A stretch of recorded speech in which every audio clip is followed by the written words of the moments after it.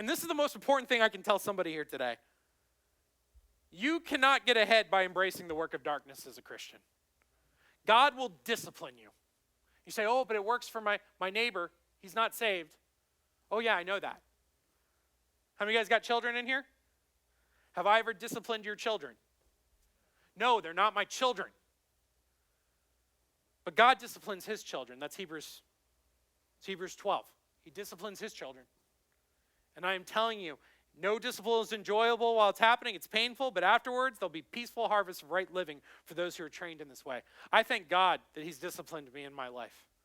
I thank God that times where I did not control my tongue, that God stepped in and said, no, we're going to learn how to do this right now. Go apologize to that person. Okay. You learn. In the long run, God will not allow a believer to prosper in sin. It goes everything against him. There's something happening in the eternal light that he does not want.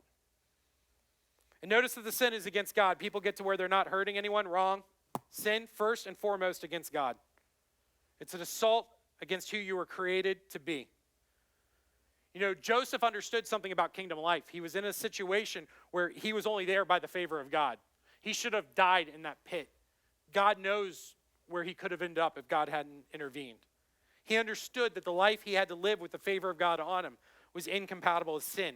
For the New Testament believer, Ephesians 4 tells us to put on a new nature created to be like God, truly righteous and holy. That implies that there was an old nature that was not like the new nature. 1 Corinthians 10:13 tells us the temptations in your life are no different from what others experience. And God is faithful. He'll not allow the temptation to be more than you can stand.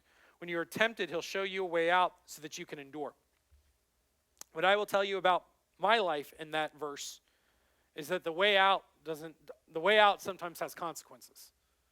Sometimes I put myself in a bad situation, and to get out of it, there's a price to be paid. The question is, are you going to pay the price? And this gets into your fundamental aspect of who you believe God is. If you believe that God rewards those who diligently seek after him, as Hebrews 11:6, I believe, says, then you'll submit, because you're like, there's a reward coming for it. And you'll say, nope, I'm going to do it. But if you're the person that says, no, it's not really serious, well, no, you'll fall to it. Well, guys, Jesus was pretty serious when he said, if your eye causes you to sin, pluck it out. It's better for you to get into heaven with only one eye than it is to burn in hell. I don't know another way to say it. We need to get to a place where we start treating it seriously, because there is reward out there for people that are tested by it. James 1:12 tells us God blesses those who patiently endure testing and temptation. Afterwards, they'll receive a crown of life that God has promised to those who love him. There's something that happens to us eternally as we overcome, as we learn how to deal with these things. And it's on the way.